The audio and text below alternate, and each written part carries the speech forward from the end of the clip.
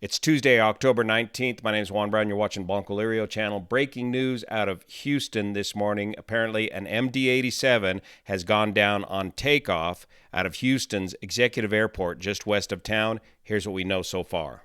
According to the Aviation Safety Network, a McDonnell Douglas MD87, that's the old Mad Dog MD80 or DC-9, November 987 Alpha Kilo, that means it's a former Alaska Airlines aircraft, currently owned by 987 Investments, LLC. That's a private owner out of Houston, a home builder.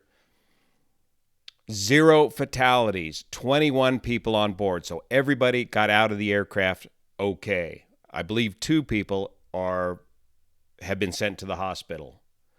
A McDonnell Douglas MD-87 registered as November 987 Alpha Kilo was destroyed when it was involved in an accident near Houston, Texas. Preliminary information indicates there were no fatalities among the 21 occupants. This accident occurred this morning at Houston's Executive Airport. They were departing to the north on runway 36. The runway length here at Houston Executive's Airport is 6,600 feet long. It's a tower-controlled airport. The aircraft went off the departure end of the runway in what appears to be some sort of failed takeoff or failed rejected takeoff attempt. Here's what the airport looks like on Google Maps. Departing runway 36. They have some preliminary video data of the initial part of the takeoff, but so far I don't see any video data of the final part of the takeoff roll. And the aircraft went off the end of runway 36, crossed Morton Road, went through a power line, down this dirt road, and ended up well off the end of runway 36. It looks like the weather was good for today's flight, and right now they're reporting 8 miles visibility and winds variable at 7 knots. So light winds today for this departure. Here's a copy of the live feed posted on Facebook from local affiliate ABC7 there, showing the flames in the aftermath. It looks like the aircraft spun 90 degrees to its final resting spot here. But the first thing I noticed in this, and as the helicopter spins around, you can see the other engine as well.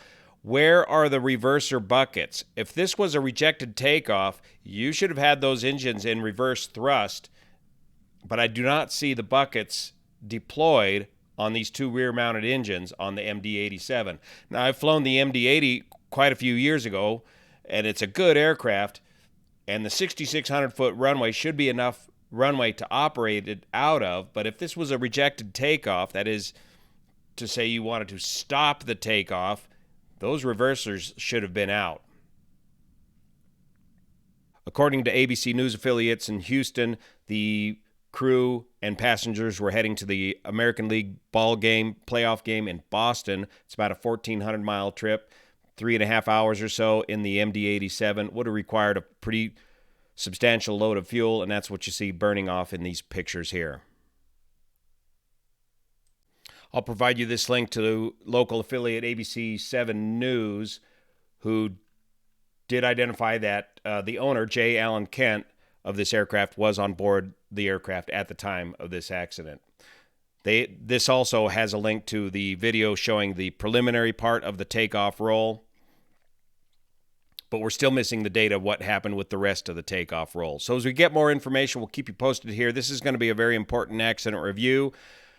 My first question is, if this is a rejected takeoff, where's the reversers? Why are not the buckets out? Did they deploy the buckets, the reverse thrust on the MD-80? 6,600 feet is plenty long enough to operate an MD-87, but it is a fairly tight space for an MD-87. But with that light of a load, only 21 people on board, it should have been able to handle it just fine. And I suppose this was their hometown airport. I needed to get that information as well. So if anybody has any more information, put it in the comment section below. Let's get to the bottom of this and find out what happened to this MD-87 on this failed takeoff attempt out of Houston's Executive Airport. Thanks so much for your support. See you here.